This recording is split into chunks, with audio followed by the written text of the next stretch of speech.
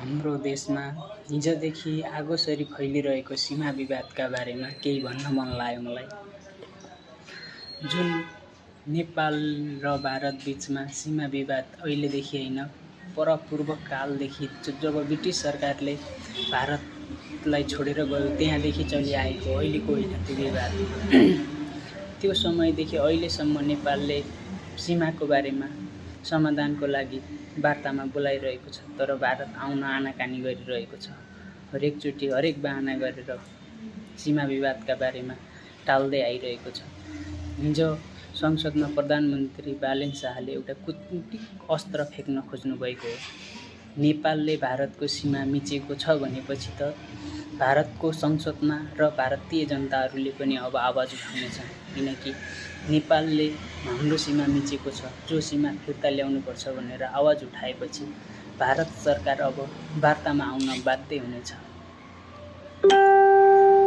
त्यसैले भारतलाई नेपालको सीमा नेपालले भारतको सीमा मिचेको छ भनेपछि त भारतलाई सीमा सम्बन्धी समस्या समाधान गर्न बाध्य हुनेछ। त्यहाँका जनताले आवाज उठाउनेछन्।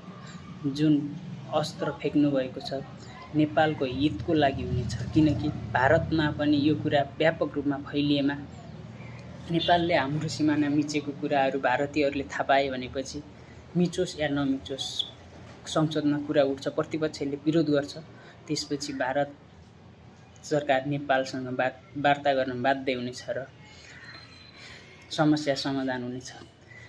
नेपालको प्रधानमन्त्री बालेन शाहले अन्तिम अस्त्र फ्याँक्नु भएको नेपाल र भारत सीमा सम्बन्धी विवाद समाधान गर्ने अन्तिम अस्त्र हो यो